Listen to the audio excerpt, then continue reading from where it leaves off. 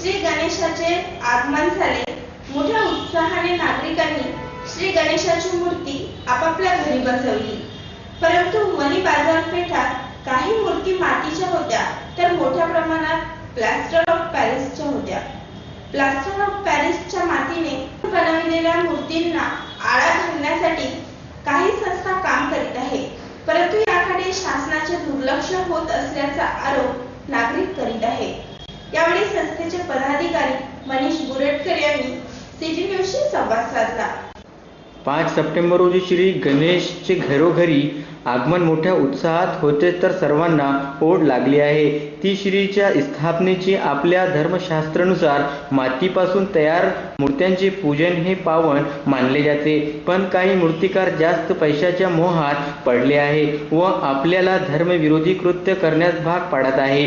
काही मूर्तिकारांना परंपरागत मातीची कामे त्यांना त्रासदायक, जास्त मेहनत व कमी उत्पन्न असणारी वाटतात, म्हणून पर्यायी व्यवस्था म्हणून प्लास्टर ऑफ पॅरिस पासून मूर्त्या बनवायला लागले। या मूर्त्या दिसायला आकर्षक असतात, त्यावर रंगरोटीची कामे, नक्षीकामे भाविकांचे मन मोहन घेणारे असतात। या सर्व आकर्षणामुळे भाविक त्यांना मोठ्या प्रमाणात मोबदला देतात। या मूर्त्यामध्ये कमी मेहनत व जास्त उत्पन्न असल्याने मोठ्या संख्येने मूर्तिकार प्लास्टर ऑफ पॅरिसकडे वळले आहे, पण तरीही काही मूर्तिकार संख्येने परंपरागत व्यवसाय आजही मोठ्या जोमाने मातीच्या मूर्त्या बनवून बाजारात विकण्यास जातात, पण त्यांना ग्राहकाकडून योग्य प्रतिसाद मिळत नाही, कारण ते मूर्तिकार प्लास्टर ऑफ पॅरिसच्या मूर्त्यासोबत सामना करण्यास मागे पडतात। दोष त्यांच्या कला गुणांचा नसून फरक हा माती प्लास्टरचा आहे व यामुळे ग्राहक प्लास्टर ऑफ पॅरिसकडे आकर्षक जातात।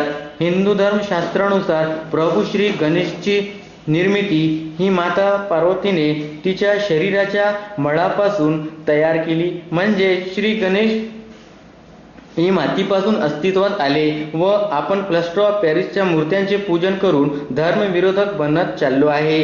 आज राज्य शासन, केंद्र शासन, पर्यावरण संस्था आपल्या इको फ्रेंडली गणेश मूर्तीची स्थापना करून तिचे पूजन करण्याच्या सांगत आहेत, कारण या प्लास्टर ऑफ पॅरिसच्या मूर्त्यामुळे समाज जीवन मोठ्या प्रमाणात विपरीत होताना दिसून येत आहे।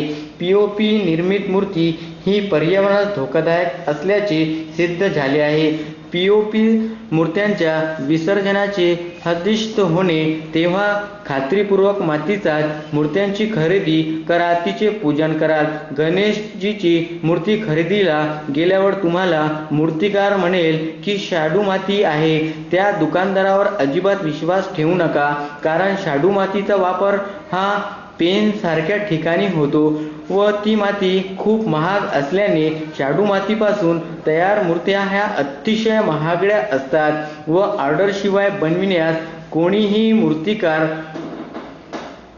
मूर्तिकारांना परवडणार नाही। विदर्भामध्ये कुठेही शाडू मातीचा खाण नाही, तेव्हा आपल्याकडे शाडू माती ही सहज उपलब्ध होऊ शकत नाही, तेव्हा हेच पीओपी मूर्तिकार शाडू मातीचे नाव समोर करून तुम्हाला पीओपीची मूर्ती विकण्यात येते। मित्रांनो, यवतमाळ जिल्ह्यात लाल मातीच्या खाणी मोठ्या प्रमाणात असल्याने लाल माती मोठ्या प्रमाणात उपलब्ध होते। यवतमाळचे मूर्तिकार हे लाल मातीचे मूर्ती तयार करतात, तेव्हा यावेळी लक्षात असू का, आपल्याला पर्यावरणपूरक इको फ्रेंडली गणेश मूर्तीची स्थापना करायची आहे। जर तुम्हाला प्रश्न पडला असेल मातीची मूर्ती ओळखायची कशी, मातीची मूर्ती खरेदी करताना मूर्त्याच्या मागील बाजूस बारीक निरीक्षण करणे, कारण प्रत्येक मातीच्या मूर्तीच्या मागे मूर्तिकार हे 2-3 छिद्र पाडत असतात, हवा पास होण्यासाठी व मूर्ती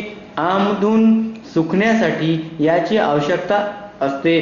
तुम्ही जेव्हा मूर्तीच्या मागील बाजूस पाहिल्यास तुम्हाला आरपार छिद्र दिसणार व आतमधला भाग हा पोकळा असल्याचे दिसून येणार व मूर्तीची रंगरोटीची कामे जवळजवळ 15 दिवसापासून सुरू असते। यावेळेस एक मूर्ती कित्येकदा हाती घ्यावे लागते हे निश्चित नसते, तेव्हा या उचल ठेवीमुळे मूर्तीला कुठेतरी थोड्या फार प्रमाणात झंड झालेली असते. याचा अर्थ असे नव्हे की मूर्ती भांगलेली आहे. मातीची मूर्ती नाजूक असल्याने तिला खूप जपून मूर्तिकारांना वापराव्या लागतात. त्यामुळे ही थोडी घर्षण वगैरे होते.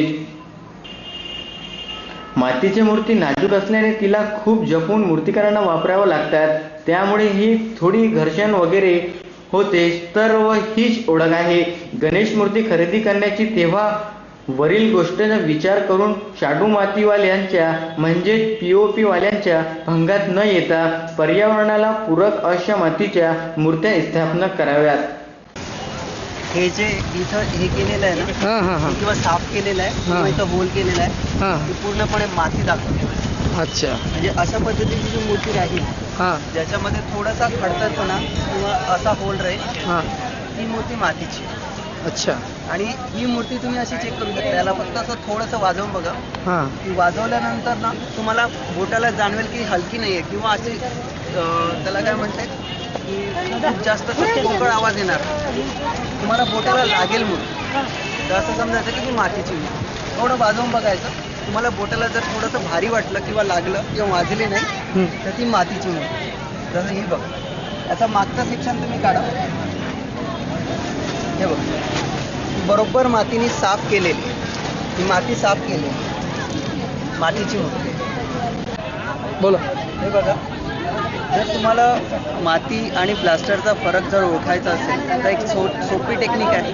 तुम्ही मूर्तीच्या जवळ जायचं आणि तो वाजवायचा.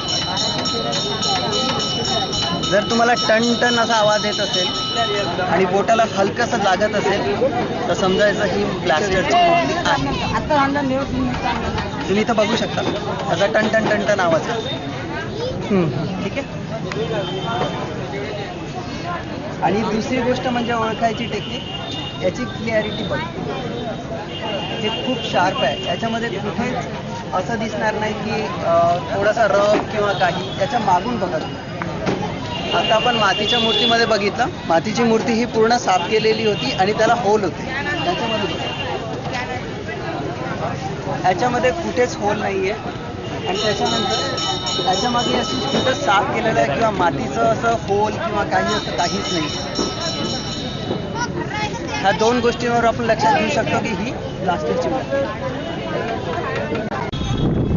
मी सुयोग सुधाकर कुरंडे. माझे वडील गेल्या 60 वर्षापासून वडील इथे मूर्तिकार आहेत. मागच्या वर्षी 2013 रोजी आम्ही मंगलसुधा आर्टची निर्मिती केली. त्यानंतर मंगलसुधा आर्टच्या निमित्ताने आम्ही पुणे व मुंबई इथे आमचे गणपती पोहोचवले. आपल्याला लक्षात येईल की पुणे व मुंबई येथे आपल्याला लक्षात येईल की पुणे आणि मुंबई येथे फक्त प्लास्टर ऑफ पॅरिसच्या मूर्त्या मिळतात. आणि त्या माध्यमातून आम्ही मंगलसुधा आर्टच्या निमित्ताने पुणे व मुंबई इथे मातीच्या मूर्ती यावर्षी उपलब्ध करून दिल्या. पुणे महानगरपालिका, रोटरी क्लब ऑफ इंडिया आणि निराली फाउंडेशनने आम्हाला भरपूर सहभाग दिलेला आहे. तसेच आमच्या गणपतींना यावर्षी जनतेने उत्स्फूर्त प्रतिसादसुद्धा दिला. बट आज मी वणी येथील बाजारपेठेत आलेलो आहे. इथे पण भरपूर प्रमाणात गणेश मूर्तींची विक्री होत आहे. तर असं लक्षात आलं आहे की इथे 2 प्रकारच्या मूर्त्या विक्रीला आल्या. प्रामुख्याने पहिल्या ज्या याच्यात आहे ती आहे प्लास्टर ऑफ पॅरिस आणि दुसरी मातीची मूर्ती.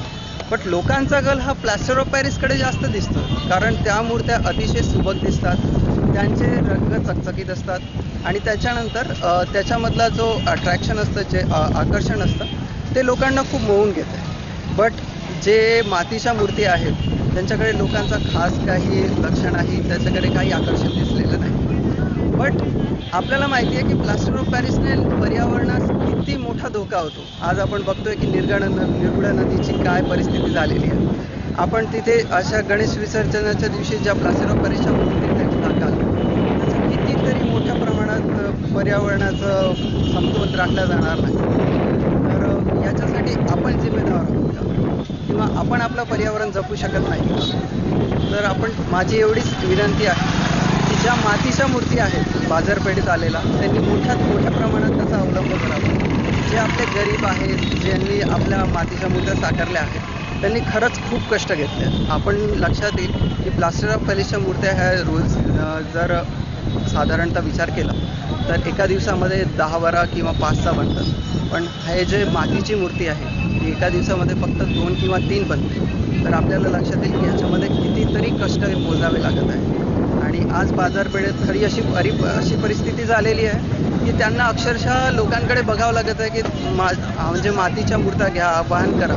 लोकांना सहज लक्षात यायला पाहिजे की पर्यावरणासाठी कोणती मूर्ती पूरक आहे किंवा जे पर्यावरणास कोणता समतोल राखू शकतो. तर माझी अशी विनंती आहे की त्यांनी मातीच्या मूर्तीचाच अवलंब केला पाहिजे. आणि इथे आणखी एक गोष्ट अशी लक्षात येते की शासन कुठेतरी म्हणतंय की आम्ही मातीच्या मूर्तींना वाव देऊ किंवा मातीच्या मूर्तींनाच प्राधान्य देऊ. बट प्लास्टर ऑफ पॅरिसच्या मूर्तींवर कुठलाच आळा घातलेला दिसत नाही. शासनाने इथे पूर्णपणे दुर्लक्ष केलेलं आहे. मोठ्या प्रमाणात प्लास्टर ऑफ पॅरिसची विक्री होत आहे. तर मला शासनानं असंच म्हणायचं आहे की शासनाने या दृष्टीने कधीच कानाडोळा करू नये. कारण आपली जी आणखी असं लक्षात येतं आहे की इथे शासन झोपलेल्या अवस्थेत आहे. कारण जर शासनाने थोडीशी जागरूकता दाखवली असती तर आज आपण इथे प्लास्टर ऑफ पॅरिसच्या मूर्त्या दिसल्या नसत्या. तर शासनाला अशी विनंती आहे, मंगलसूत्र आर्टच्या फाउंडेशननी त्यांना अशी विनंती करतो की त्यांनी प्लास्टर ऑफ पॅरिसच्या निर्मात्यांवर कठोर कारवाई करावी आणि त्याच्यावरती निर्बंध घालावा. आणि जनतेला माझं असं आव्हान आहे की त्यांनी प्लास्टर ऑफ पॅरिसच्या मूर्तींचा जो अवलंब आहे तो पूर्णपणे टाळावा. आपल्याला लक्षात येतच आहे, आपल्याला रोज त्रास होतो त्या गोष्टींचा. आपल्याला पाणी मिळत नाही, आपल्याला नदीला आपल्या स्वच्छता नाही. त्याच्यानंतर आपण ज्या दिवशी विसर्जनाला जाऊ त्या दिवशीसुद्धा आपल्या मूर्तीचं काय होईल, त्याचं पूर्णपणे विसर्जन होणार काय हे सुद्धा आपण बघू शकता. त्याची खरी परिस्थिती त्या दिवशी तुम्हाला कळेल की तुमची मूर्ती खरंच कोणत्या पद्धतीने बनलेली होती किंवा कशा पद्धतीने तयार झाली. तर माझं असं म्हणणं आहे की मंगलसूत्र आर्ट फाउंडेशनला तुम्ही प्लास्टर ऑफ पॅरिसच्या मूर्तींवर बंदी घालण्यासाठी सहकार्य करावं. आणि जनतेला पण विनंती की त्यांनी मंगलसूत्र आर्ट्सच्या ज्या मातीच्या मूर्तीचं इको फ्रेंडली कॅम्पेन आहे त्याला पूर्ण सहभाग द्यावा. पुन्हा एकदा ठळक बातम्या. मालेगाव तालुक्यातील चोपण येथे आमसभेत उपसरपंचाकडून युवकास बेदम मारहाणीत युवक गंभीर. वणी बाजारात प्लास्टर ऑफ पॅरिसच्या मूर्ती विक्रीस शासनाचे दुर्लक्ष. शिरपूर येथे तानापोळा निमित्त बक्षिसाचे वितरण. मानकी येथे पोळा मोठ्या उत्साहात साजरा. वणी मालेगाव झरी तालुक्यातील बातम्या आणि घडामोडींकरिता बघत राहा सिटी न्यूज.